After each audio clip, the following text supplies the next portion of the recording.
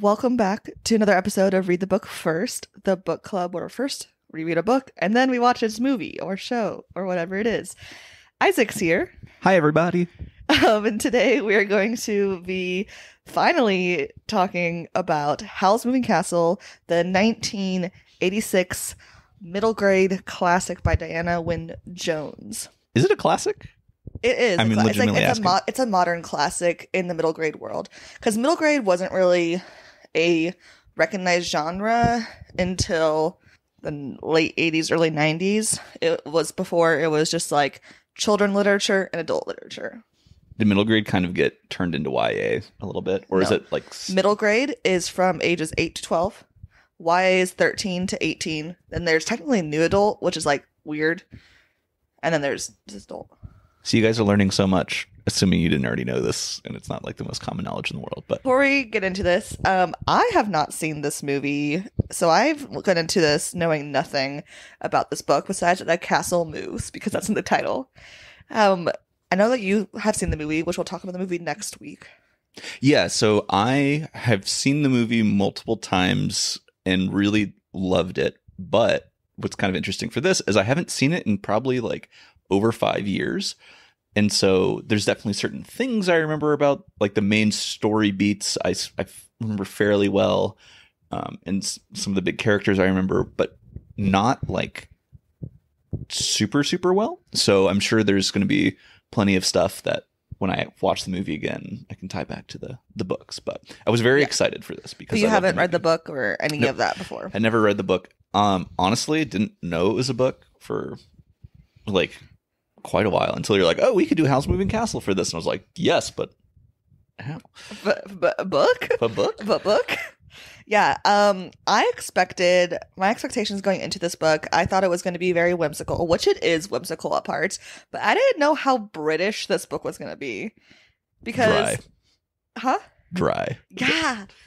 Yeah. I also listened to this on audiobook, which I enjoyed because when books are written by British authors, I like listening to them with British accents because I feel like that's the most... It helps me connect to what they're actual say. Like, I don't know. It helps me understand the Britishness of it all. I'm like, oh, okay, I'm watching an episode of Doctor Who. I got this. I think the British are lucky they have good accents because otherwise... Can you imagine? I mean, maybe that's why people like fall off the books of Lord of the Rings being too dense. It's because they don't have the English accent in their Listen to someone sing Tolkien songs. Anyways, we're getting off track. Let's dive into this. If you've not watched the movie of Howl's Moving Castle, or if you've not read the book, here's a brief summary that I'm making up on the spot. We have our girl Sophie, main character, and she is kind of like bummed about her life. And then she gets cursed by a witch, and she runs away because of this curse, and she meets Howl and his moving castle, gets into a whole lot of shenanigans, and then fixes the shenanigans. And that's kind of like the plot without spoilers. Yeah. Yeah. And there's a lot of like family stuff. A lot of family. Yeah. That's a big theme throughout this book. Anyways, let's get into it. We start off, and the book immediately calls it a fairy tale land.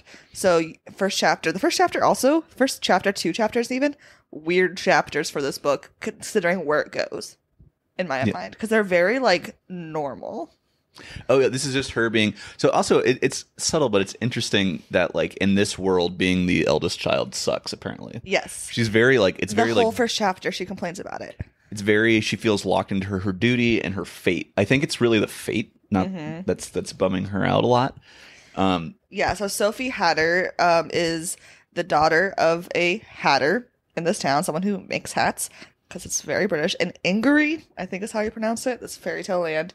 It's a very blended family vibes. She has a stepmom so she has one full sister and one half sister via her stepmom. And the whole chapter is essentially Sophie complaining about how the eldest daughter is stuck, which is like, the eldest daughter is stuck at home, which traditionally, and especially in fairy tales, it does make sense, especially in like more matriarchal societies. Like if you are the eldest daughter, you have to stay home and take care of your parents when they're older. Like that's still a thing today. Yeah, she talks about how she's doomed to be stuck and to be bored, and everyone knows that. Yeah. Like it's very much everyone knows my life's gonna suck. The first chapter, and the youngest daughter is the one who gets to go out and have fun. But so she has two sisters. The middle daughter's name is Letty, and Letty is insistent that she's going to go off and have adventures. She's like, I don't care what fate says. I'm going to do what I want, which is very middle child coded. Like, okay, whatever, bye. Like, I'm going to do my own thing. And then the youngest, Martha, doesn't want to go off on adventures. She wants like a more quiet, kind of provincial life, to quote Belle from Beauty and the Beast. Yeah, so Sophie is like super lonely in the beginning of the book, and her dad ends up passing. And her stepmom sends Martha off to go work at like a pastry shop, kind of. What are those things called? Apprentices. Yeah, apprenticeships. You got it right. It's called a pastry shop. I was like, okay, yes, an apprenticeship in the pastry shop.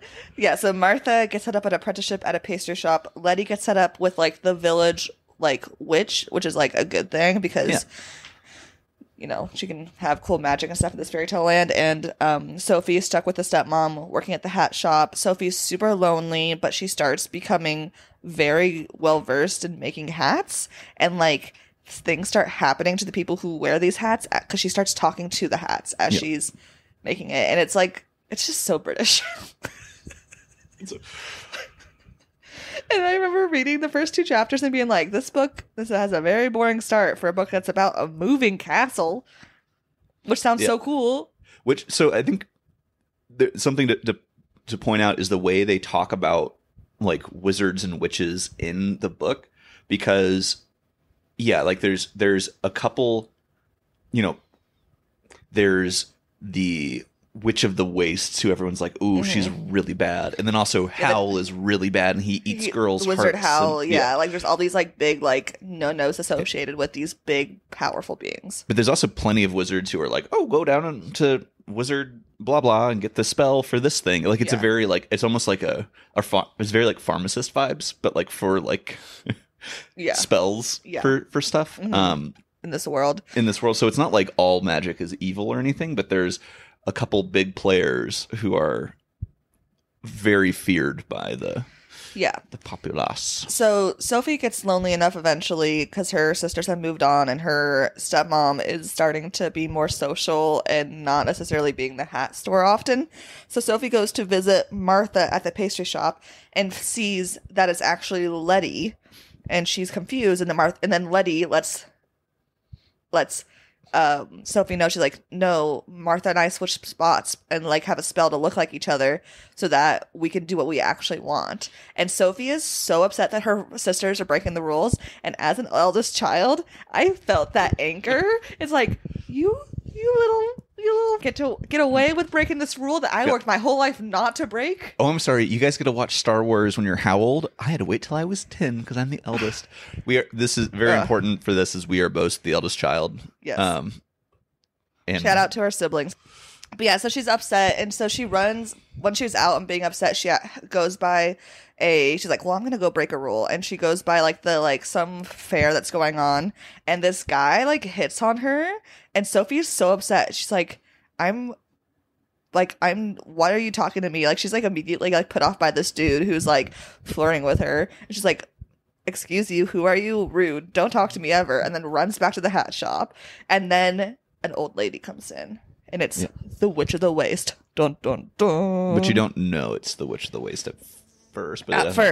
But because Sophie's hats have been magically helping people. So like this one apparently ugly girl wore this hat, and now she's engaged to a rich guy. And the town is so in love with Sophie's hats because of this magic. And the Witch of the Waste. Do we know it's magic at this point in the... I don't think we know it's magic. Okay, Sophie doesn't know it's magic. The reader is like, oh, it's magic. Like the way it's written. Okay. The author like makes us know that it's something like it's not. she lets us know it's magic without saying the word magic. Sophie doesn't know it's magic. Sophie's like, what? It's pretty, I guess. Yeah. But we're like, oh, you're talking to the hats. The hats are doing magical things. The witch is now jealous of your magic, and which is why she's coming here. See, I totally, I got the jealousy part, but I thought it was just because the hats were making people, like, we're just that good. I didn't realize it was the magical aspects of it. Yeah. But I mean, maybe, and that's what I remember. I could be misremembering.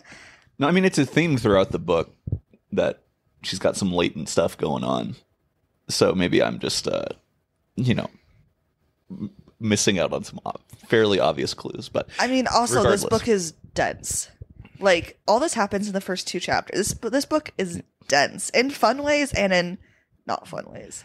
But so this is a big, huge part of the story. Yes, the witch comes in. I'm like nitpicking the small, tiny stuff Yeah. about this, but that's not the point of what happens. Yeah, the witch comes in and is like, I came to put a stop to you, Sophie. And Sophie's like, what do you mean? Because Sophie's unaware that she's like, we kind of get the vibe of this, but Sophie's unaware of this happenings. And the witch transforms Sophie into an old lady. And immediately, like, I like that it's not just like, oh, she looks like an old lady. She's like, immediately, like, her body is tired. Like, she can't walk as fast. She can't, like, bend down to pick stuff up as fast. Like, she is literally an old lady. Yeah. Which is, like, a fun version of this curse. Because a lot of times, it's just, oh, you just look like an old lady. Yeah. Or you look like a monster or whatever it is. Right? But it's deeper than that. And I liked that little touch to that. It's good. The other little touch, a lot of the magic seems very like contractual, or Yes. like curses seem very contractual in Yes. this world. And so in this one, she is not allowed to tell anyone that she has been cursed. Yeah, so she runs away from home because she's like, I can't tell anyone that this curse. And also, Sophie has so much of like, oh, I need to make sure my family is not disappointed in me. And so she's like, I can't be here if I'm an old lady. Like, I'm going to disappoint people. So she runs away. And she runs out of their little town of Market Chipping. What a British ass Very name. cute. Very cute, but also so British. And she runs into the hills. She like runs into like a scarecrow at one point, and when she's running away, and she's like, she says something to him. She's like, "Oh, I hope you have a like weird sympathetic thing. Like, oh, I hope your life's better than mine," because she's feeling really sorry for herself, right? And like the scarecrow comes to life. And she's like, what? Okay, I'm going to run. And so she runs. And then she comes upon the moving castle. Yeah. And so Howl is known in Market Shipping for, like Isaac said earlier, for eating girls' hearts. So, like literally eating young girls' hearts. So it's like a cautionary tale kind of thing. Yeah. But Sophie is like, I'm an old lady. He's not going to eat my heart. I thought it was that she was getting chased by the scarecrow, and she was like, "Oh God, I guess, like yeah. I'm so panicked. I have to jump." She like bangs on the door, right? Yeah, she gets banged on the door to get let in. Yeah, she bangs on the door to get let in, and a boy opens the door, and Sophie just like pushes past him, and the boy's like, "Wait, what's going on?" And then she's like, "He was chasing me," and he's like, "Oh, you're an old lady. You should warm up by the fire." And apparently, this kid is Michael, who is Hal's apprentice. Yeah, poor I identify a lot with Michael. He's just trying to get stuff done, and he's trying so hard. He's just trying his best. Yeah. He tries to get Sophie to leave, but she refuses and falls asleep near the fire. And in the middle of the night, she wakes up and she looks at the fire and sees like a face. It's described. This is, I mean, you like pretty much everyone's favorite character from the movies, and like very well known. It's Calcifer. So I've seen like, I've not seen the movie. I've seen like bits and like pictures, of course, and like literally like tattoos. People are like, "Ooh, I want this tattoo." And I know so the cute. little flame character, and it didn't take me to like way later in the book to be like, "Oh, that character is Calcifer." So I'm very excited for the movie for Calcifer because he's adorable. But Calcifer talks to her and tells Sophie that he's a demon, or that helps essentially move the house. Like, it's the power to which the house is the castle is able to move. And Calcifer automatically sees 2 spells that Sophie has been put on her by the witch. One from the witch and one from someone else. And he makes a deal. Calcifer gives this deal to Sophie and says he'll end the spell if Sophie can break the demon's contract. Yeah. And Sophie's like, yes, I want to not be an old lady. And especially because she's been running, so her body's like all sore and everything. But the deal is that it's the same deal. Yep. Calcifer can't give her any clues about what the deal is, other than just like, oh, you'll know it the contract. When you see it. The contract. All she knows is that Calcifer and Howl have made this contract. Yeah. So Sophie has gone into Howl's castle because she needed escape. She thinks that Howl is a monster because he eats girls' hearts, and now he's, from her knowledge, trapped this devil to do his bidding. So like she has this like very negative view of Howl, and she hasn't even met him yet. Howl, yeah. Small important note here is that Howl is not at his castle currently. He's not at his castle. So it kind of let her get in there and get settled in. Mm-hmm. Yeah. And so she falls back asleep after making this deal with Calcifer. When Sophie wakes up, Howl's making breakfast, and Sophie recognizes Howl from the Summerfest. He is the guy who was hitting on her. And so she's even more angry because he's like, okay, this dude is no good. I immediately hate you. And it's at this point when I think I told you or texted you, I was like, is this a rom-com? Immediately, this immediate anger set off my rom-com knowledge. Your favorite trope of enemies to lovers. If it's done well, but also this book is like multiple genres. Yeah, it's not a rom-com. It's just that I was like, this meet cute equals rom-com. Yeah. Sophie wakes up and starts talking to Howl and like looking around the castle. We learn a bunch about the castle. So Calcifer powers it in the main room. So where it's just like a fireplace and the kitchen, like living room, kind of all in one. There's a closet and 2 upstairs rooms and a bathroom. The real castle is by the seaside and a different door. And each of these doors it's really cool. Each of these doors have essentially connect to different locations it's very like TARDIS vibes. Yeah. There's like 4 colors, and if you turn the color and then you open the door and you're at that, and then it's basically a portal to that location. Yeah. So green is Market Shipping, red is Kingsbury, blue is Port Haven, and black is Mysterious. Sophie opens it to a blank space, and Calcifer doesn't recognize it. Yeah. So it's kind of like a big don't go through the. Yeah. So, but essentially, in this conversation she has with Howl, she's like, "Hey, I'm an old lady. I'm here to be your maid. Like, let me stay here. I'm going to clean this house." And Howl's like, kind of against it because he doesn't want her touching her stuff. He's very like, I know where my stuff is, even though it's very messy and. Yeah, he's like, I guess you can stay and clean, but you cannot go into my room or the yard. It's like those are off limits. Something else that's we talked about the 4 different doors, and 3 of them being kind of that we get quick access to.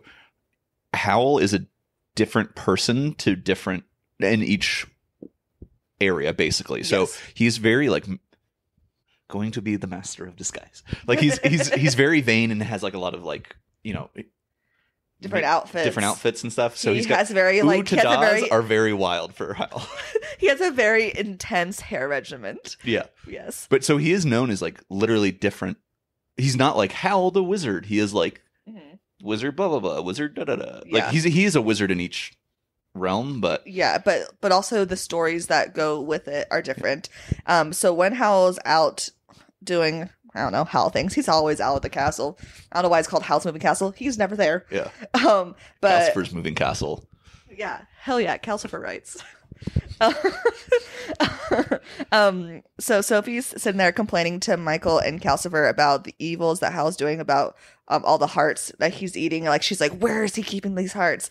And Michael and Calcifer start laughing, and they're like, oh yeah, we set off that rumor. Really, the truth is that he's just, quote, fickle and unfaithful. So like, it literally is a metaphor. It's not he just woos girl. He's a playboy, essentially. He's just like, he's going around flirting with girls and then breaking their hearts and then leaving. He's such a the way he does it though is so silly, because he is very like, he gets obsessed with getting a woman to fall in love with him, and then once they do, he's like, oh, I'm over it.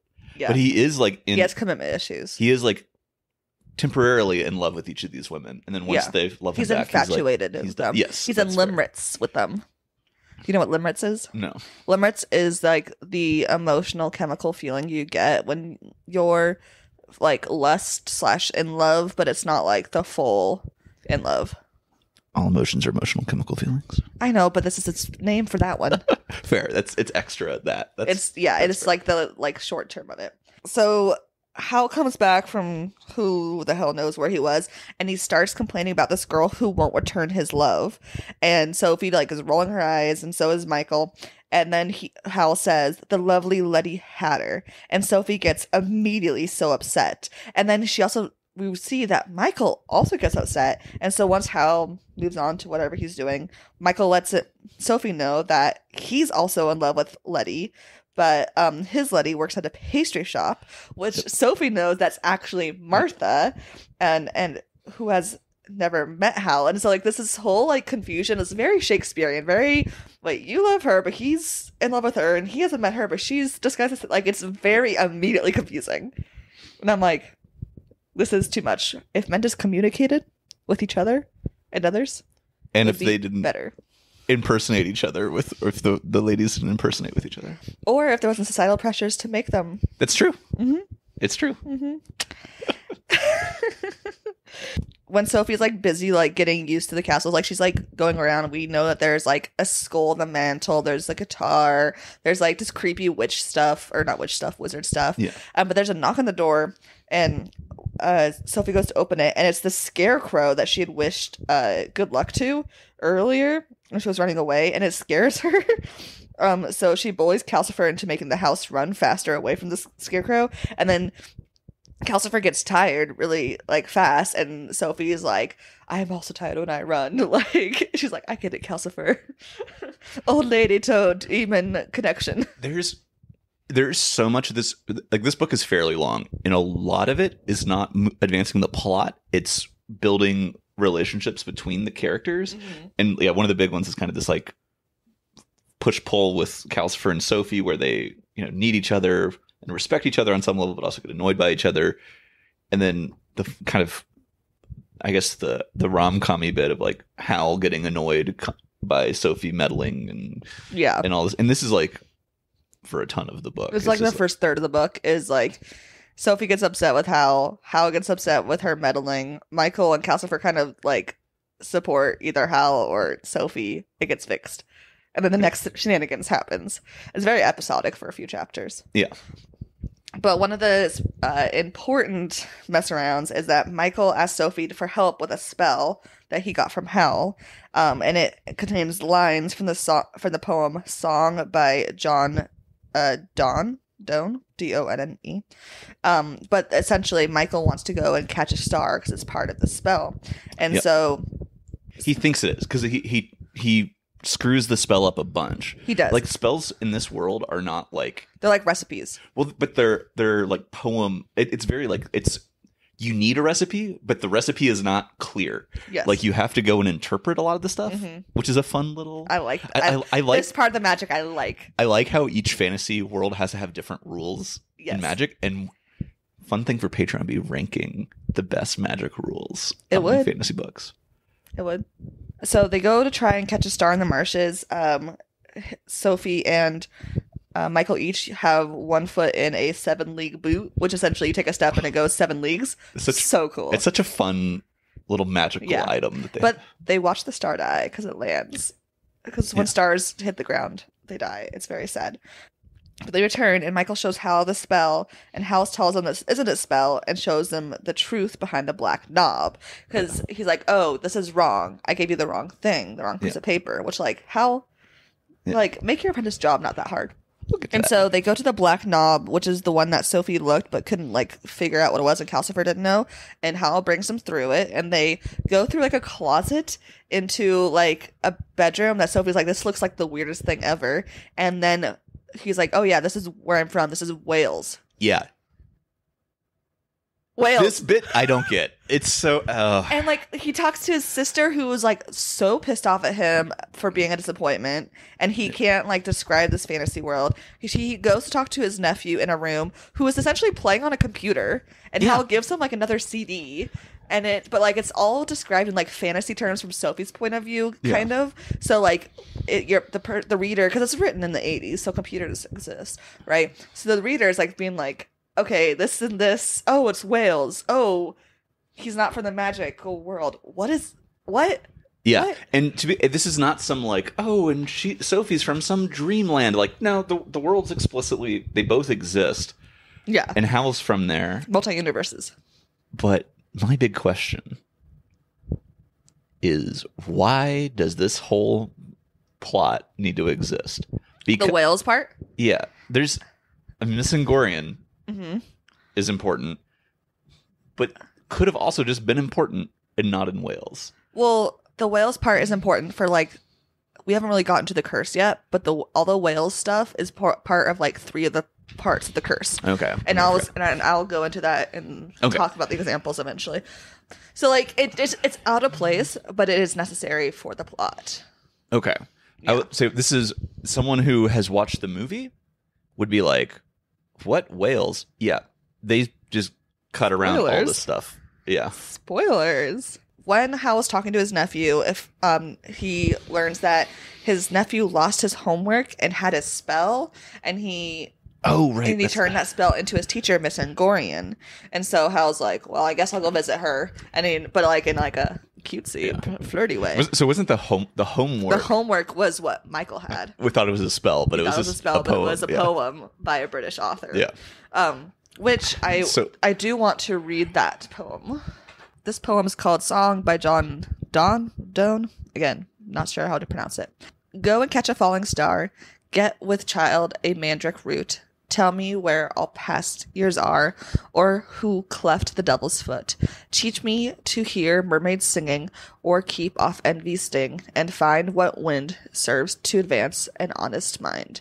And then there's 2 more stanzas that essentially talk about someone not being able to fall in love. But the first stanza is what it's written in the book, and that's included on this homework that Hal's nephew has misplaced. While they're in Wales, Howl, Michael, Sophie go to Miss Angorian, his nephew's teacher. Immediately, Howl was like, oh, Miss Angorian, because she's a younger woman. And Howl's intrigued immediately. Yeah, so Miss Angorian recognizes the spell that Neil had turned in, and Howl asks her to read the second stanza, and then he freaks out. So the second stanza is, if thou best born to strange sights, things invisible to see, ride 10,000 days and nights till snow white hairs on thee. When thou returnest, wilt tell me all strange wonders that befell thee, and swear nowhere lives a woman true and fair. Okay, yeah. Yeah. And so Hal freaks out. Sophie's confused because she's in fucking Wales and she's from a magical fairy tale land, and Hal's freaking out and she's like, what? And so they go back to the castle, and essentially Hal is having a panic attack and explains to Sophie that the Witch of the Waste put a curse on him. And on Midsummer's Day, which is coming up, Hal will be turning 10,000 days, like in that stanza. Also, do you want to know how many years 10,000 days is? Oh, I should know this. It's like 12 years. Nope. 10 years? Hal's not 12 years old. Oh, He's 27.39726 years old. 10,000 days. Okay. I should know that because this is a fun aside for Isaac. 10,000 Days is a Tool album that's dedicated to like his mom who's suffered from this chronic disease for 10,000 days about. Oh, that's sad. Yeah. Yeah, but it's about just over 27 years. He's turning 10,000 days old on Midsummer, which has to do with the curse, and the Witch of the Waste will get him on that day. So he kind of starts having this like panic attack. And so there's everything else that's been mentioned in that poem also has to happen for this curse to like come to fruition. Hal decides to take Sophie to go visit his teacher in the fairy tale world. So like his like wizarding magical teacher, Mrs. Penstemon. Yeah. Penstemon. It's harder for me to say British names. I think it's a flower, isn't it? Penstemon? Penstemon? I don't know. Is it? I just kept thinking Pendragon. I'm like, Pendragon? no, Penstemon. Yeah. Penstemon. Oh, that's pretty. Yeah. It's a pretty little flower. While they're at Mrs. P's house, that's what I'm going to say because it's hard for me to pronounce her name.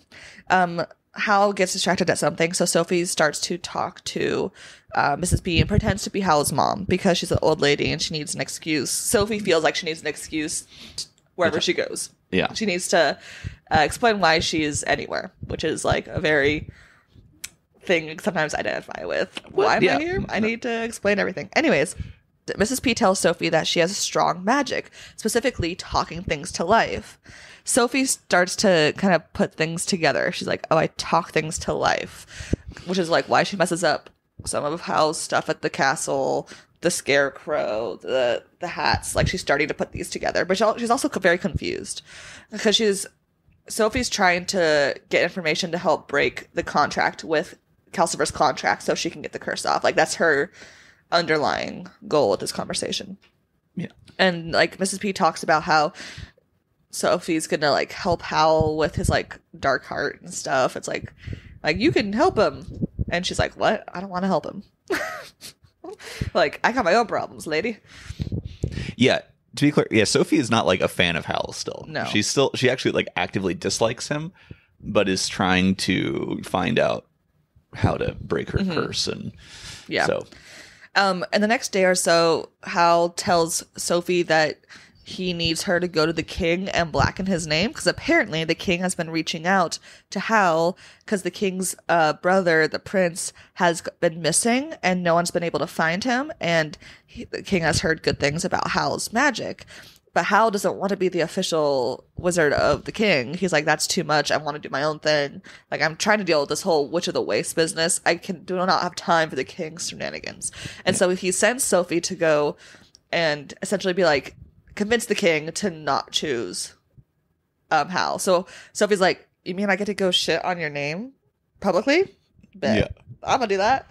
Well, she's a little more hesitant. She's not that.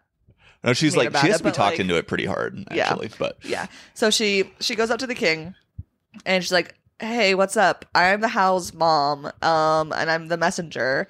And like he keeps failing at these tasks and it's like not good, etc. And the king's like, you mean he's honest? He's honest and he's humble enough to send his mom to tell the truth about how bad he's doing? He must be the perfect man to go find my brother. It's like, what? What? And so she goes and tells Howl that he's now the royal wizard. He's like, fuck, man. Yeah.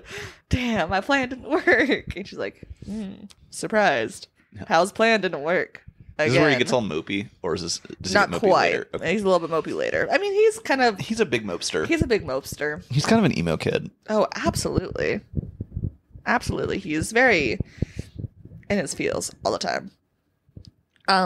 When Sophie is coming back, she runs from the castle. She runs into the Witch of the Waste, who recognizes her immediately. And the witch is like, what are you doing here? She goes, I'm going to the castle. And then essentially the witch chases her up back to the castle. She goes back in and has to like kind of like hang out in the castle for a little bit. Yeah, the witch doesn't know she and Howl are like together. No. Working together. Yeah. But the witch also tells Sophie that the witch had just got back from Mrs. P's house and had just killed Mrs. P. Yeah. And which is like, so I think the witch is starting to know that they are connected, but like not explicitly. Right. So Sophie goes back to the Howl, tells the info about the king, but also that Mrs. P was killed by the witch, and Howl immediately is like sick and depressed, and because of like his teacher, his like mentor, you know, is killed by his archenemy. There's this is something that kind of goes throughout the book. There's really weird tonal shifts in this book. So I don't want to get like, I enjoyed the book, but there's so much like, oh, look at them figuring spells out and some mystery and some kind of emotional, like maybe not, like, are they getting along? Are they hating each other? And it's very like misadventures of these people. And then the Wicked Witch of the West is just the waste. But is just brutal. Like it ratchets up. Yeah. And kind of out of nowhere is like, oh yeah, murder. Yeah. Mm-hmm. And so Hal is like, I need to go to the funeral. So he goes out to go to the funeral. And while he's out, Sophie accidentally lets a dog in.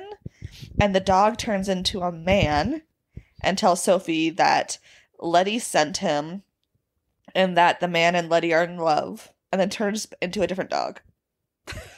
And it's just like, what? He is cursed to be stuck as a dog because everyone in this world is cursed. It's cursed. Everyone be cursed. Hal comes back and Hal tells Sophie that he made a bad bargain, that he was cursed and his which we've known that he's been cursed by the witch, but we also know specifically that he's been has been cursed his chance to love anyone properly. So him going around and constantly breaking hearts is because he literally cannot, because of the curse, fully fall in love, even though he wants to. He's like of pure romantic, but like is cursed to not. Which he's Ted Mosby with magic. A little bit, very much. Hal has Ted Mosby vibes. He really does. He really does. Oh boy. Hal's freaking out because the witch is getting closer to him, right? He's killing people close to him. And just things are ramping up. And so he's like, okay, we need to find a new place to be the base of our castle. And so he ends up deciding, Michael finds an empty shop in Market Shipping to buy. And so they get ready to move the castle to Market Shipping to this empty shop. Before they fully move there, the witch finds Howl and they have this big old battle where they're like battling up in the sky and there's fireworks and it causes the mermaids to sing, which is like part of a line from that curse that happens. So it's like, okay, we're getting closer to... Yeah, we're getting closer to like the big day. And whatever happens on that big day. And Howl ends up successfully leaving that battle, it seems. The witch is not dead. It's like weird and ambiguous, but she's for sure weakened. And so when they get there, Calcifer is exhausted from that battle because a lot of his magic goes to Howl. Yeah. And so they're like, okay, we need to move you to a more stable place. And so they like carefully with this shovel, it's really dramatic, intense scene. They shovel Calcifer out of the house into the fireplace of this empty shop, which we realize is an empty hat shop, which is Sophie's family's shop is now empty and they're now moved into it. This is fun, like circular, Yeah, and they have a door that connects to the garden on the edge of the waste, and that they decide that instead of a hat shop, they're going to turn it into a flower shop, and Hal's going to go by Jenkins to kind of like start a new identity to try and to stay away from the Witch of the Waste, essentially. So this is like the last like little bit of the book. The last fourth of this book is packed with stuff. The pacing of this book is wild. Is not great. No. Like I said, I like this book, but it really is like, it's like you're writing a sentence and then realizing you're running, like you're going to run out of space on the edge of the page, and you're just trying to get everything in at the end. It's almost like the next season of the show was canceled, and so they have to resolve the entire. It's very much that, yeah. So they're at the flower shop and they're like getting ready to sell all these flowers. Sophie sees the scarecrow walking by and starts magic talking to him and be like, "We're not here. Keep walking, keep walking." So the scarecrow keeps walking. And then Miss Angorian shoves through the door, the whale's door, and Sophie into Hal's room. And Sophie's like, "You can't be in here," and like shoves her out. But Miss Angorian tries to get a hand on the Hal's guitar that he loves so much, but Sophie's successfully able to get her out. But Miss Angorian talks about how she's missing her fiancés who's been missing, Ben Sullivan, and Sophie puts it together that Wizard Sullivan, who has been what she believes killed by the Witch of the Waste, which Hal told her, is Ben Sullivan. So she's like, okay, Wizard Sullivan's also from that world. Yeah. So Sophie's like starting to put this information together. And Hal returns from, I think, the fight or something else, and realizes the curse on the dog man and is able to take off one of the curses. So the dog turns into a man, but he doesn't really remember much of his life. Calcifer is like, with his magic, is able to say, "Oh, the last name you went by was Percival." Yeah. And then suddenly Percival is like, "Oh, I was asked a bunch of questions by the Witch of the Waste, and I think my head was on her mantle," is like all he knows. And so Howl's like, shit, the witch is Here. almost here. Like, she is getting here soon. Percival also tells Sophie that Letty knows Sophie has been cursed to be an old lady. And Sophie's like, wait, she knows? And he's like, yeah, she could tell when you came by. Yeah. And then outside the flower shop also by this time is like going off because they're selling cool magical plants, including a mandrake, which is a part of the spell or the curse. And she goes out to the shop and she sees a fancy lady and realizes it's Fanny, her stepmom. Yeah. She like runs into her. She's like, what? And Fanny immediately recognizes old lady Sophie as Sophie. And it's like, oh my, like, and she starts apologizing. And so in the beginning of the book, she had like not a bad relationship with her stepmom, but like a tense one because of the whole oldest daughter must stay. You're being pushed into the business and you don't have agency over your life really. But like essentially that was all a misunderstanding from what Fanny tells her. Fanny has now been remarried by this point to a richer person. Fanny also didn't really stay around to help clear up any. No, she didn't. She was very like, I'm going to go get. Yeah, she didn't. But Fanny essentially explains her point of view, which is like, oh, I was trying to set up everyone to be the best, and it seemed like you wanted this. Wasn't like, but it's not that she wanted it, but Sophie just didn't advocate for herself for something else. Yeah, you know what I mean. So like, it's not like Fanny was a perfect parent, but she like wasn't as bad. She's like not an evil stepmom. No, but it's definitely the author's definitely playing on the evil stepmom trope, being like she wasn't evil then, she wasn't evil now, she just wasn't perfect. Yeah. Fanny shows up, and then suddenly Letty and Martha also show up, and they also are like, yeah, we know that you're Sophie. And Sophie's like, wait, you guys knew this whole time that I was an old lady? And they're like, yeah, you look the same, just old.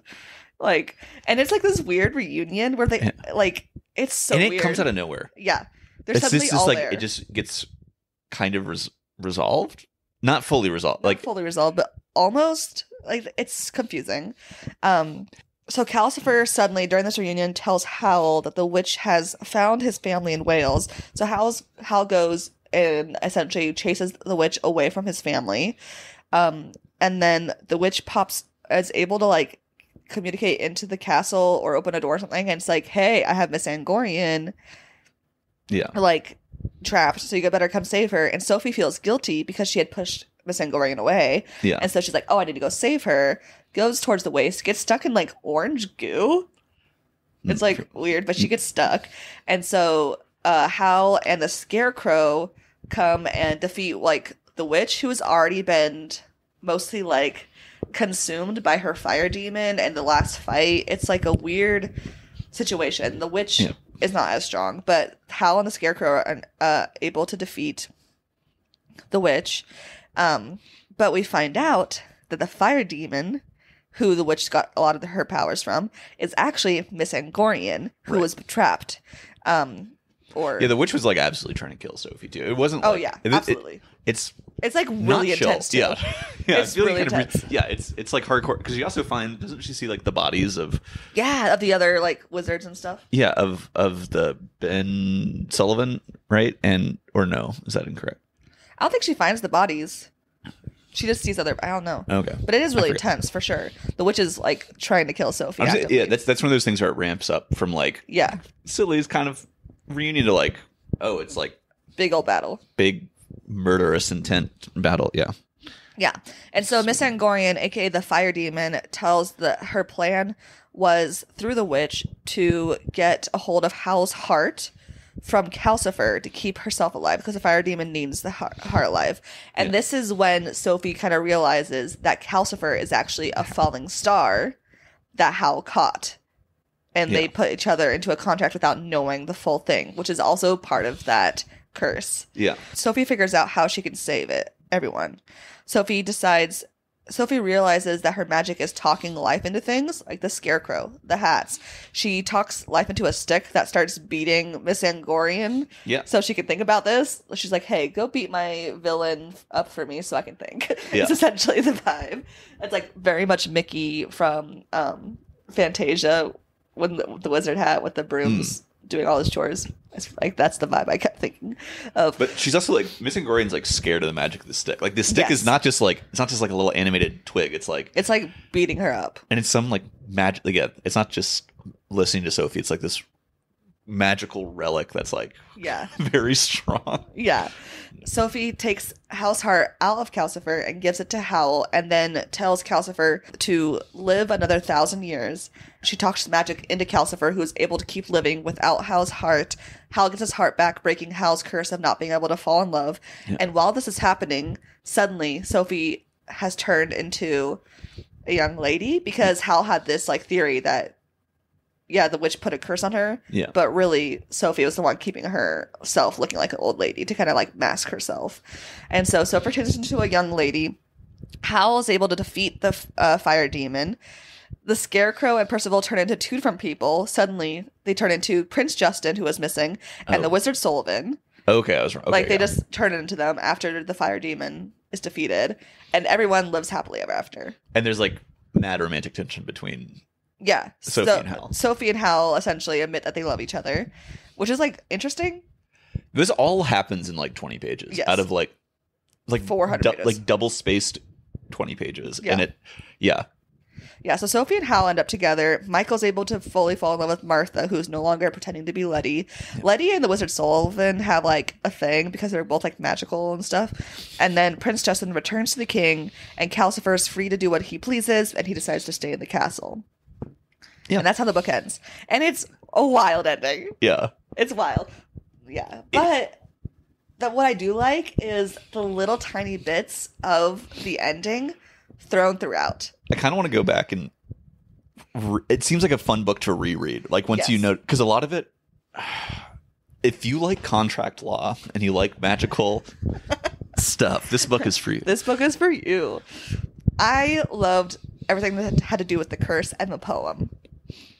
Yeah, because you're an English major. Yes. I found someone who broke it down, and I wanted to talk about that the one time I go on Reddit. Good job, Reddit. Yeah. So, all right. So here are the different parts of the curse, of Howl's curse. So go catch a falling star. Howl catches Calcifer 5 years prior to the book. And that's how the contract is set. Get with a child a mandrake root. Sophie grows a squash baby flower that is essentially a mandrake in that garden towards the end of the book. Tell me where all past years are. This is having to do with the Wales, being from Wales, and that's where his previous life is. Or who's cleft the devil's foot. This is like an idiom about Howl being drunk. It could also be Calcifer, because Calcifer is like pretending to be a devil or demon, like something like that. Teach me to hear mermaids sing during their battle. Mermaids scream / sing, or to keep off envy stinging. When Howl goes to Wales, his sister is essentially envious because Howl is able to live a fun and unrespectful life, where she's kind of stuck in the mundane life of Wales and all that pressure. And find what wind serves to advance an honest mind. Howl raises up a wind to rush Sophie and himself back to the castle, and admits he's a coward. So, like, literally wind and being honest. If thou best born to strange sights, things invisible to see. I think this one has to essentially, he's from Wales, and now he's in a magical world.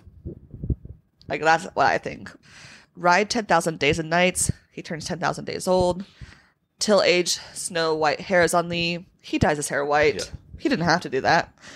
And then there's like the rest of the poem is essentially how he can't fall in love because of the curse. And also some people think about his like rugby days as like tying into some of this that he talks about.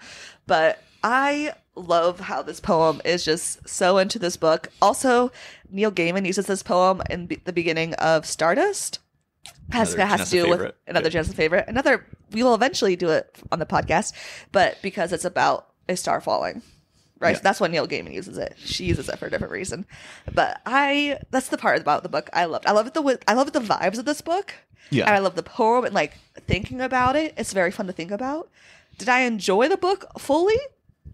It's kind of boring for a lot of it. Yeah, so I like the book because of. I mean, honestly, the characters are fun and the character interactions are funny. Great. Yeah, there's some weirdness where on the one hand she does a really good job of like.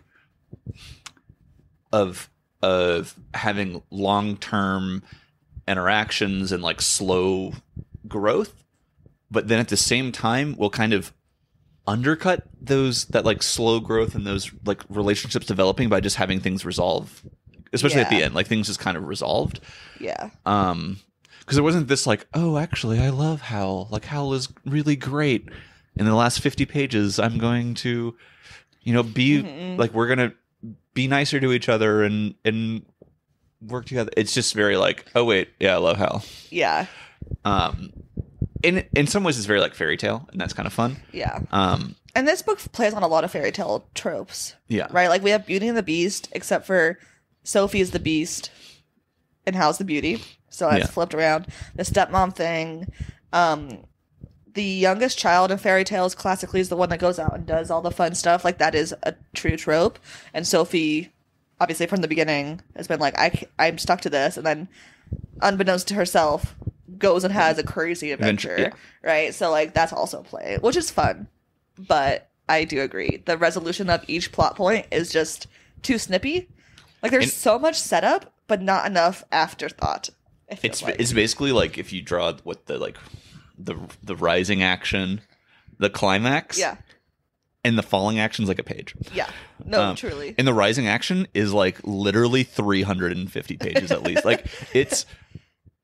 So the pacing is weird, and like I said, there's some weird tonal shifts. Mm-hmm. I think the whales thing is kind of weird. I get you had a good explanation that I kind of missed out on, but I still think it could have just like that doesn't need to be in there. There's no like I don't know. It just seems like there's this. It opens up this whole world of like possibility and of like intrigue between the worlds, and it's just kind of like, oh, it kind of matters. Yeah. But it's such a big thing that it's like, what? Why? What does this need to be in here? Yeah. Kind of thing. I think is what I was getting. Yeah. It's not. It was like, oh, we're gonna be Narnia for like a second here. Yeah. Without really, not spending 7 books developing. Yeah. It is a weird pace, and like there is a sequel. It actually might be 3 books, I believe, in the series, maybe more. I think if you love fairy tales and if you love classic British stories, fairy tale lore, mythologies, I think you'd enjoy it. This book, which like we both enjoyed it because we both like those things relatively. I just think it's also very 80s in writing style. I think it's weirdly paced. I don't know how else to explain that, but. Yeah. Well, I think something else though that we've been saying is like, oh, it's so long. It is like the printed version is very like for middle grade, and so it's like double spaced. Mm-hmm. It's this weird mix of it's really easy to miss small things in the book. Yes. But it's really easy to read. Yeah. It just takes a while. Which I like that because you can read it like if you were 12 years old reading that, it'd be a fun adventure. But then us as adults are like able to like break up. I like the complexity of that. Yeah. But there is just too much of it. And well, just because of the way things resolve, with everything resolving at the end, you're like, wait, hold on, I missed a significant portion of this because I was going through it. Yeah. I mean, I also could have, taken more time to read the books rather than blasting through the back half of it. But I mean, I think it's fun. Like it's definitely like it's a flawed book, but it's not like significant. Like it's a good book. I enjoyed it. Like it's a good book. It's not my favorite of this kind of like genre of middle grade YA-esque fantasy. I am very excited to talk about the movie aspect of I'm this excited with you. to finally watch the movie. Yeah. I think it's nuts that you haven't watched it. But it's also great for this. I wasn't a Miyazaki kid. Fair. Not by choice. I was forced to not be a Miyazaki kid. Which sounds dramatic and not in the dramatic way. Yeah. It just wasn't a thing, really. Yeah. But I've enjoyed most of the Miyazaki movies I've seen thus far. But yeah, I'm excited for that too. I don't want to do too much comparison yet. No spoilies till the next episode. What would you rate this book out of 5? Out of 5? Like a 3? 3.5? I think I gave this a 3.5. Maybe I gave it a 4 on Goodreads just because they don't have half stars. But I'd give it like a solid 3.5, 3.75. I think it deserves to be like a classic of this era. I just think parts of it weren't for me. You know what I mean? Yeah. Yeah. All right. Any last thoughts? Like I said, just really excited to do the next episode with you regarding the movie. Next week, we're watching Miyazaki's Howl's Moving Castle. I'm very excited because I listened to the soundtrack recently of some of the songs. Bops. It is okay. Okay, no thoughts. No thoughts. No thoughts. Next episode. Just vibes. All right. Folks, remember that you can follow us on Instagram at Read the Book First Podcast for updates, for you telling me what you think of episodes, etc. Please follow us on Instagram. Also, leave us reviews on Spotify, Apple, etc. We appreciate all the happy reviews we get. All right, and shout out to our social media intern, Charlotte, who's spreading the good word. We love Charlotte, our social media intern. That just does it because she loves us, and that's so nice. Yep, it's really great. Anyway, thank you, Charlotte. Until next time, read the book first.